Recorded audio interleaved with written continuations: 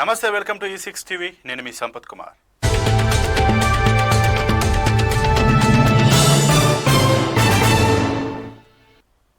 ఇటీవల శ్రీకృష్ణాష్టమి సందర్భంగా హైదరాబాద్ రామంతాపూర్లో నిర్వహించిన వేడుకల్లో తీవ్ర విషాదం నెలకొన్న సంగతి తెలిసిందే.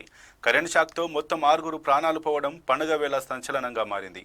అయితే ఈ ఘటనపై విద్యుత్ శాఖ రాష్ట్ర ప్రభుత్వానికి నివేదికను సమర్పించింది.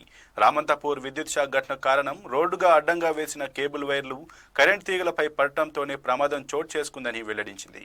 దీనికి సంబంధించి విద్యుత్ పంపిణీ సంస్థ తెలంగాణ ప్రభుత్వానికి రిపోర్టును అందించింది. ఈ దుర్ఘటన మర్చిపోకముందే తాజాగా మళ్లీ హైదరాబాద్లోనే మరో సంఘటన చోటు చేసుకుంది. పాత బస్తీలోని బండ్లగూడ రోడ్డు వద్ద వినాయకుడి విగ్రహాన్ని మండపానికి తీసుకెళ్తుండగా విద్యుత్ షాక్ తగిలి 2 వ్యక్తులు మృతి చెందడం తీవ్ర కలకలం రేపుతోంది. ఈ నేపథ్యంలోనే ఉప ముఖ్యమంత్రి బట్టి విక్రమార్క సంచలన ఆదేశాలు జారీ చేశారు. రాష్ట్రంలో ఉన్న కరెంట్ స్తంభాలపైన ఉన్న కేబుల్ వైర్లను వెంటనే తొలగించాలని విద్యుత్ అధికారులను ఆదేశించారు. ఈ క్రమంలోనే విద్యుత్ శాఖ ఉన్నతాధికారులతో మంగళవారం బట్టి విక్రమార్క సమీక్ష సమావేశం నిర్వహించారు.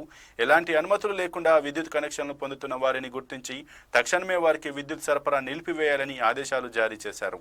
విద్యుత్ స్తంభాలపై ఏర్పాటు చేసిన కేబుల్ వైర్లను తొలగించాలని కేబుల్ ఆపరేటర్లకు సంవత్సరం పాటు సమయం ఇచ్చినప్పటికీ వారు కనీసం స్పందించడం లేదని బట్టి విక్రమార్క ఆగ్రహం వ్యక్తం చేశారు.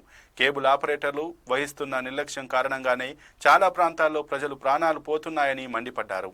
తాజాగా రామంతాపూర్ ఘటనలో 6 చనిపోవడం తీవ్ర దుమారం రేపడంతో కేబుల్ ఆపరేటర్ల నిర్లక్ష్య ధోరణికి వ్యతిరేకంగా ప్రభుత్వం ఈ నిర్ణయం తీసుకుంటున్నట్లు బట్టి విక్రమార్క వెల్లడించారు. ఇటీవల తెలంగాణలోని పలు ప్రాంతాల్లో టీవీ, ఇంటర్నెట్ వైర్లను ఇష్టారీతిన కరెంట్ స్తంభాలపై నుంచి లాగడంతో వాటిని మెయింటైన్ చేయడంలో కేబుల్ ఆపరేటర్లు చేసిన నిర్లక్ష్యంతో పలు విద్యుత్ ప్రమాదాలు చోటు చేసుకున్నాయి. ఇక బట్టి విక్రమార్క ఇచ్చిన ఆదేశాలతో TGSP-CDL అధికారులు స్పందించి హైదరాబాద్ నగరంలో రంగంలోకి దిగారు. విద్యుత్ స్తంభాలపై వేలాడే ఇంటర్నెట్ కేబుల్ వైర్లను తొలగించే ప్రక్రియను మొదలుపెట్టాయి. ఈ చర్యతో నగరంలో చాలా ప్రాంతాల్లో ఇంటర్నెట్ సర్వీసులకు అంతరాయం ఏర్పడినట్లు నగరవాసులు నెట్టింట ఫిర్యాదులు చేస్తున్నారు. మరిన్ని అప్డేట్స్ కోసం చూస్తూనే ఉండండి E6 టీవీ.